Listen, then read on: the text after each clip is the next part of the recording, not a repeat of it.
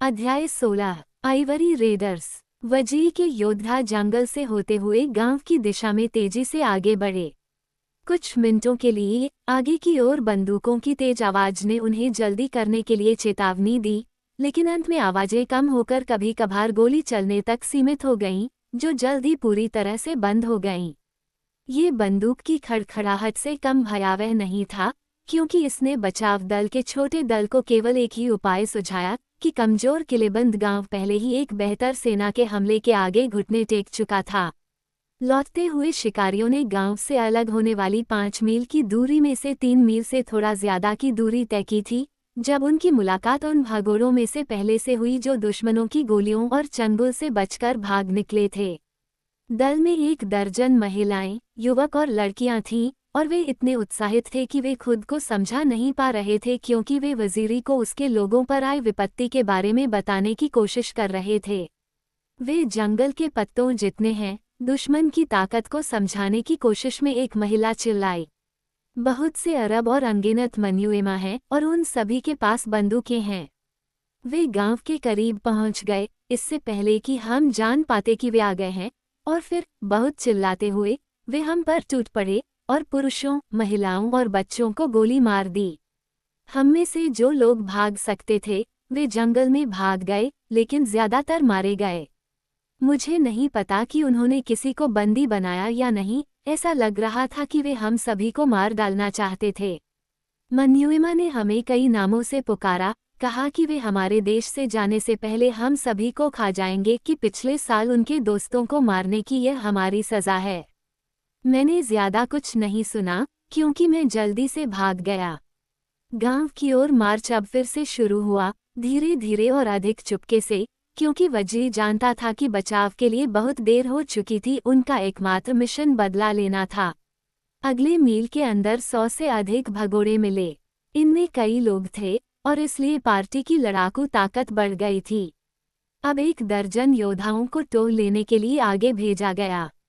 वजी मुख्य दल के साथ रहा, जो जंगल में एक पतली रेखा में आगे बढ़ा जो एक बड़े अर्धचंद्राकार में फैली हुई थी। प्रमुख के बगल में टार्जन चल रहा था। कुछ ही देर में एक स्काउट वापस लौटा। वह गांव के नजदीक आ गया था। वे सभी बाड़ के भीतर हैं, उसने फुसफुसाया। अच्छा, वजी ने कहा, हम उन पर हमला करेंगे और उन सभी को मार डालेंगे। और उसने लाइन में संदेश भेजने के लिए तैयार हो गया कि उन्हें समाशोधन के किनारे पर तब तक रुकना था जब तक कि वे उसे गांव की ओर भागते हुए न देख ले, फिर सभी को उसका अनुसरण करना था। रुको, टार्जन ने चेतावनी दी। अगर बाड़ के भीतर 50 तोपें भी होंगी तो हम पीछे हट जाएंगे और मारे जाएंगे। मुझे पेड़ों के बीच से अकेले जाने दो, ताकि मैं ऊपर से उन्हें देख सकूं और देख सकूं कि उनमें कितनी तोपें हैं, और अगर हम हमला करें तो हमारे पास क्या मौका होगा। अगर सफलता की कोई उम्मीद न हो तो एक भी आदमी को बेवजह खोना मूर्खता होगी। मुझे लगता है कि हम बल से ज्यादा चालाकी से काम ले सकते हैं। क्या तुम इंतजार करोगे, वजीरी? हाँ, बूढ़े सरदार ने कहा। जाओ। इसलिए टार्जन पेड़ों पर चढ़ गया और गांव की दिशा में गायब हो गया। वह अपनी आदत से ज्यादा सावधानी से आगे बढ़ा, क्योंकि वह जानता था कि बंदूकधारी लोग पेड़ों की चोटी पर भी उतनी ही आसानी से उस तक पहुंच सकते हैं जितनी जमीन पर। और जब वानरों के टार्जन ने छिपकर चलने का फैसला किया, तो पूरे जंगल में कोई भी प्राणी इतनी शांति से नहीं चल सकता था या दुश्मन की नजरों से खुद को पूरी तरह से छिपा नहीं सकता था। 5 मिनट में वह गांव के एक छोर पर बने बड़े पेड़ के पास पहुंच गया और वहां से उसने नीचे खड़ी जंगली भीड़ को देखा। उसने 50 अरबों की गिनती की और अनुमान लगाया कि मन्युएमा की संख्या 5 गुना ज्यादा थी। वे लोग खाने पर जोर दे रहे थे और अपने गोरे मालिकों की नाक के नीचे एक भयानक दावत की तैयारी कर रहे थे, जो एक जीत के बाद होने वाली एक ऐसी घटना थी जिसमें उनके मारे गए दुश्मनों के शव उनके भयानक हाथों में पड़ गए थे। वानर पुरुष ने देखा कि उस जंगली भीड़ पर हमला करना, जो बंदूकों से लैस थी और गांव के बंद दरवाजों के पीछे मोर्चाबंदी कर रही थी, एक व्यर्थ कार्य होगा, और इसलिए वह वजी के पास वापस आया और उसे प्रतीक्षा करने की सलाह दी कि उसके पास, टार्जन के पास, एक बेहतर योजना है। लेकिन कुछ ही देर पहले एक भगोड़े ने वजीरी को बूढ़े सरदार की पत्नी की नृशंस हत्या की कहानी सुनाई थी, और बूढ़ा आदमी गुस्से से इतना पागल हो गया कि उसने विवेक को हवा में उड़ा दिया। अपने योद्धाओं को बुलाकर उसने उन्हें हमला करने का आदेश दिया और भाले लहराते हुए और क्रूर चीखें लगाते हुए मुश्किल से 100 से ज्यादा की छोटी सी सेना पागलों की तरह गांव के दरवाजे की ओर दौड़ पड़ी। समाशोधन के आधे से ज्यादा पार होने से पहले ही अरबों ने बाढ़ के पीछे से भीषण गोलाबारी शुरू कर दी। पहले हमले में वजीरी गिर गया, हमलावरों की गति धीमी हो गई। एक और हमले में आधा दर्जन और सैनिक मारे गए। कुछ लोग बंद दरवाजों तक पहुंच गए, लेकिन उन्हें गोली मार दी गई और उन्हें बाढ़ के अंदर जाने का कोई मौका नहीं मिला, और फिर पूरा हमला टूट गया और बचे हुए योद्धा जंगल में भाग गए। जैसे ही वे भागे, हमलावरों ने दरवाजे खोल दिए और उनके पीछे दौड़ पड़े ताकि कबीले के सफाई के साथ दिन का काम पूरा कर सकें। टार्ज़न जंगल की ओर लौटने वाले आखिरी लोगों में से था, और अब जब वह धीरे धीरे भाग रहा था तो वह समय समय पर एक सटीक निशाना लगाने वाले तीर को पीछा करने वाले के शरीर में तेजी से घुमाता रहा। जंगल में पहुंचने पर उसने दृढ़ निश्चय अश्वेतों का एक छोटा समूह देखा जो आने वाली भीड़ से युद्ध करने के लिए तैयार था, लेकिन टार्ज़न ने उन्हें तितर-बितर होने के लिए कहा तथा अंधेरे के बाद जब तक वे पूरी ताकत से एकत्र नहीं हो जाते तब तक किसी भी तरह की हानि से दूर रहने को कहा। जैसा मैं कहता हूँ वैसा करो, उसने आग्रह किया, और मैं तुम्हें तुम्हारे इन शत्रुओं पर विजय दिलाऊंगा।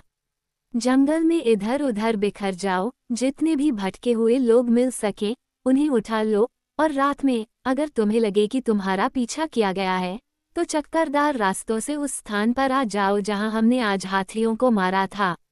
फिर मैं तुम्हें अपनी योजना समझाऊंगा और तुम पाओगे कि यह अच्छी है। तुम अपनी कमजोर ताकत और साधारण हथियारों से अरबों और मन्युएमा की संख्या और बंदूकों के सामने खड़े होने की उम्मीद नहीं कर सकते। आखिरकार वे सहमत हो गए। टार्ज़न ने अंत में समझाया, जब तुम तितर-बितर होगे तो तुम्हारे दुश्मनों को भी तुम्हारा पीछा करना पड़ेगा, और इसलिए ऐसा हो सकता है कि अगर तुम सावधान रहो तो तुम कुछ बड़े पेड़ों के पीछे से अपने तीरों से कई मन्युएमा को गिरा सकते हो। उन्हें जंगल में और आगे बढ़ने का समय ही मिला था कि पहला हमलावर उनका पीछा करते हुए खुले मैदान को पार कर जंगल में घुस गया। टार्ज़न कुछ दूर तक जमीन पर दौड़ता रहा और फिर पेड़ों पर चढ़ गया। फिर वह तेजी से ऊपरी छत पर पहुंचा, वहां से अपनी पगडंडी पर वापस लौटा और तेजी से गांव की ओर वापस चला गया। यहाँ उसने पाया कि सभी अरब और मन्युएमा उसका पीछा करने में शामिल हो गए थे, जिससे गांव सुनसान हो गया था, सिवाय जंजीरों में बंधे कैदियों और एक अकेले गार्ड के। संतरी खुले गेट पर खड़ा था, जंगल की दिशा में देख रहा था ताकि वह फुर्तीला विशालकाय व्यक्ति न देख सके जो गांव की सड़क के दूर छोर पर जमीन पर गिरा हुआ था। धनुष खींचे हुए बंदर आदमी चुपके से अपने बेखबर शिकार की ओर बढ़ गया। कैदियों ने उसे पहले ही पहचान लिया था और आश्चर्य और आशा से भरी बड़ी आंखों से वे अपने संभावित बचावकर्ता को देख रहे थे। अब वह बेहोश मन्युएमा से 10 कदम दूर रुका था। तेज धूसर आंख की ऊंचाई पर तीर को पूरी लंबाई में वापस खींचा गया जो उसकी पॉलिश सतह पर देख रही थी। अचानक एक झंझनाहट हुई जब भूरी उंगलियों ने अपनी पकड़ छोड़ी और बिना किसी आवाज के हमलावर उसके चेहरे पर आगे की ओर गिर गया। एक लकड़ी का तीर उसके दिल में धंस गया और उसकी काली छाती से 1 फुट बाहर निकल आया। फिर टार्ज़न ने अपना ध्यान उन 50 महिलाओं और युवकों की ओर लगाया जो लंबी गुलामी की जंजीरों में गले से गले तक बंधे हुए थे। उसके पास जो समय बचा था उसमें पुराने ताले नहीं खोले जा सकते थे, इसलिए बंदर आदमी ने उन्हें अपने पीछे चलने के लिए बुलाया और मृत संतरी से बंदूक और कारतूस की बैच छीनकर अब खुश गिरोह को गांव के गेट से बाहर ले गया और समाशोधन के दूर के जंगल में ले गया। यह एक धीमा और कठिन मार्च था, क्योंकि गुलामों की जंजीर इन लोगों के लिए नई थी और इसमें कई बार देरी हुई क्योंकि उनमें से एक लड़खड़ा कर गिर जाता था और उसके साथ दूसरे भी नीचे गिर जाते थे। इसके अलावा टार्ज़न को वापस लौटने वाले हमलावरों से मिलने की किसी भी संभावना से बचने के लिए एक बड़ा चक्कर लगाने के लिए मजबूर होना पड़ा था। वो कभी कभार होने वाली गोलियों से आंशिक रूप से निर्देशित था, जो संकेत देती थी कि अरब गिरोह अभी भी ग्रामीणों के संपर्क में था, लेकिन वह जानता था कि अगर वे उसकी सलाह मानेंगे तो लुटेरों के अलावा कुछ ही लोग हताहत होंगे। शाम ढलते ढलते गोलीबारी पूरी तरह बंद हो गई और टार्ज़न को पता चल गया कि अरब सभी गांव में वापस आ गए हैं। जब उसने उनके गुस्से के बारे में सोचा तो वह अपनी जीत की मुस्कान को दबा नहीं पाया, क्योंकि उसे पता चला कि उनके रक्षक मारे गए हैं और उनके कैदी ले जाए गए हैं। टार्ज़न की इच्छा थी कि वह गांव में मौजूद हाथीदांत के विशाल भंडार में से कुछ ले लेता, सिर्फ अपने दुश्मनों के क्रोध को और बढ़ाने के उद्देश्य से, लेकिन वह जानता था कि गांव के उद्धार के लिए ऐसा करना जरूरी नहीं था, क्योंकि उसके पास पहले से ही एक योजना थी जो अरबों को एक भी दांत के साथ देश छोड़ने से रोक सकती थी। और इन गरीब, अति व्यथित महिलाओं पर बेवजह भारी हाथीदांत का अतिरिक्त भार डालना क्रूरता होती। आधी रात के बाद टार्ज़न अपने धीमी गति से चलने वाले कारवां के साथ उस स्थान पर पहुंचा जहां हाथी लेटे हुए थे। वहां पहुंचने से बहुत पहले ही उन्हें वहां के स्थानीय लोगों द्वारा जल्दबाजी में बनाए गए बोमा के बीच में जलाई गई विशाल आग ने रास्ता दिखा दिया था, आंशिक रूप से गर्मी के लिए और आंशिक रूप से शेरों को दूर रखने के लिए। जब वे शिविर के करीब पहुंचे तो टार्ज़न ने जोर से पुकारा कि उनके दोस्त आ रहे हैं। जब बोमा के भीतर अश्वेतों ने देखा कि कबाड़ी दोस्तों और रिश्तेदारों की लंबी कतार आग की रोशनी में प्रवेश कर रही है, तो यह एक खुशी का स्वागत था। इन सभी को हमेशा के लिए खो दिया गया था, जैसा कि टार्ज़न ने भी किया था, इसलिए खुश अश्वेत हाथी के मांस पर दावत करने और अपने साथियों की वापसी का जश्न मनाने के लिए पूरी रात जागते रहते। अगर टार्ज़न ने आग्रह नहीं किया होता कि वे आने वाले दिन के काम के खिलाफ जितना हो सके उतना सो लें। उस समय उन महिलाओं के लिए सोना आसान नहीं था जिन्होंने दिन भर के नरसंहार और युद्ध में अपने पुरुषों या अपने बच्चों को खो दिया था, जो रात को उनके निरंतर रोने और चीखने से भयावह बना रही थीं। आखिरकार टार्ज़न उन्हें चुप कराने में सफल रहा, इस दलील पर कि उनका शोर अरबों को उनके छिपने के स्थान पर आकर्षित करेगा, जब सभी का वध किया जाएगा। जब भोर हुई तो टार्ज़न ने योद्धाओं को युद्ध की अपनी योजना समझाई और बिना किसी आपत्ति के सभी सहमत हुए कि यह अपने अवांछित आगंतुकों से छुटकारा पाने और अपने साथियों की हत्या का बदला लेने का सबसे सुरक्षित और निश्चित तरीका था। सबसे पहले महिलाओं और बच्चों को 20 पुराने योद्धाओं और युवाओं के एक दल के साथ खतरे के क्षेत्र से पूरी तरह बाहर निकलने के लिए दक्षिण की ओर रवाना किया गया। उन्हें अस्थायी आश्रय बनाने और कांटेदार झाड़ियों का एक सुरक्षात्मक घेरा बनाने के निर्देश दिए गए थे, क्योंकि टार्ज़न ने जो अभियान की योजना चुनी थी वह कई दिनों या हफ्तों तक चलने वाली थी, जिसके दौरान योद्धा नए शिविर में वापस नहीं लौटेंगे। दिन के उजाले के 2 घंटे बाद काले योद्धाओं की एक पतली सी टुकड़ी ने गांव को घेर लिया। बीच बीच में कोई एक पेड़ की ऊंची शाखाओं पर बैठा हुआ था, जहां से बाढ़ दिखाई देती थी। कुछ ही देर में गांव के भीतर एक मनुएमा एक तीर से घायल होकर गिर पड़ा। हमले की कोई आवाज नहीं आई थी, न ही कोई भयानक युद्ध घोष या खतरनाक भालों की घमंडी लहरें जो आमतौर पर बर्बर लोगों के हमले की निशानी होती हैं। बस खामोश जंगल से मौत का एक खामोश दूत आ रहा था। इस अभूतपूर्व घटना से अरब और उनके अनुयायी बहुत क्रोधित हो गए। वे इस अपराध के दुस्साहसी अपराधी से भयंकर बदला लेने के लिए फाटकों की ओर भागे, लेकिन उन्हें अचानक एहसास हुआ कि वे नहीं जानते कि दुश्मन को खोजने के लिए किस ओर मुड़ें। जब वे बहुत गुस्से से चिल्लाते हुए और बहुत से इशारे करते हुए बहस कर रहे थे, तो अरबों में से एक चुपचाप उनके बीच में जमीन पर गिर गया। उसके दिल से एक पतला तीर निकला हुआ था। टार्ज़न ने जनजाति के बेहतरीन निशानेबाजों को आसपास के पेड़ों पर तैनात कर रखा था। उन्हें निर्देश दिए गए थे कि जब दुश्मन उनकी दिशा में हो तो वे कभी भी खुद को प्रकट न करें। जैसे ही कोई अश्वेत अपनी मौत का दूत छोड़ता, वो उस पेड़ के तने के पीछे छिप जाता जिसे उसने चुना था, और तब तक फिर से निशाना नहीं लगाता जब तक कि कोई चौकस नज़र उसे यह न बता दे कि कोई भी उसके पेड़ की ओर नहीं देख रहा है। 3 बार अरबों ने उस दिशा में खुले मैदान में जाना शुरू किया जहां से उन्हें लगा कि तीर आ रहे हैं, लेकिन हर बार पीछे से एक और तीर आता और उनके बीच से निकल जाता। फिर वे मुड़ जाते और एक नई दिशा में हमला करते। अंत में वे जंगल की खोज में निकल पड़े, लेकिन अश्वेत उनके सामने ही पिघल गए, इसलिए उन्हें दुश्मन का कोई निशान नहीं दिखा। लेकिन उनके ऊपर विशाल वृक्षों की घनी पत्तियों में एक भयावह आकृति छिपी हुई थी। ये वानरों का टार्जन था, जो उनके ऊपर इस तरह मंडरा रहा था मानो वह मृत्यु की छाया हो। कुछ ही देर में एक मनुएमा अपने साथियों से आगे निकल गया। कोई नहीं देख पा रहा था कि मृत्यु किस दिशा से आ रही है, और वह तेजी से आई और एक क्षण बाद पीछे वाले अपने साथी के मृत शरीर पर ठोकर खा गए अपरिहार्य तीर ने शांत हृदय को छेद दिया। इस तरह के युद्ध में गोरे लोगों की नसों पर बहुत ज्यादा दबाव नहीं पड़ता, इसलिए यह आश्चर्य की बात नहीं है कि मनुएमा जल्द ही घबरा गए। अगर कोई आगे बढ़ता तो तीर उसके दिल में लग जाता, अगर कोई पीछे रह जाता तो वह फिर कभी जिंदा नहीं दिखाई देता, अगर कोई एक तरफ लड़खड़ा जाता तो अपने साथियों की नज़रों से एक पल के लिए भी वो वापस नहीं आता, और जब भी वे अपने मृतकों के शवों के पास आते तो वे पाते कि वे भयानक तीर अलौकिक शक्ति की सटीकता के साथ पीड़ित के दिल में सीधे घुस गए हैं। लेकिन सबसे ज्यादा भयानक ये था कि सुबह के दौरान एक बार भी उन्होंने निर्दयी तीरों के अलावा किसी दुश्मन का जरा सा भी संकेत नहीं देखा या सुना। जब वे अंततः गांव लौटे तो स्थिति में कोई सुधार नहीं हुआ। बीच बीच में अलग अलग अंतराल पर, जो उनके द्वारा पैदा किए गए भयानक सस्पेंस में पागल कर देने वाला था, एक आदमी मृत अवस्था में आगे गिर जाता था। अश्वेतों ने अपने स्वामियों से इस भयानक जगह को छोड़ने की विनती की, लेकिन अरबों को इस नए और भयानक दुश्मन से घिरे भयावह और शत्रुतापूर्ण जंगल से होकर आगे बढ़ने में डर लग रहा था, जबकि वे गांव में मिले हाथी दांत के विशाल भंडार से लदे हुए थे। लेकिन इससे भी बदतर, वे हाथी दांत को पीछे छोड़ना पसंद नहीं करते थे।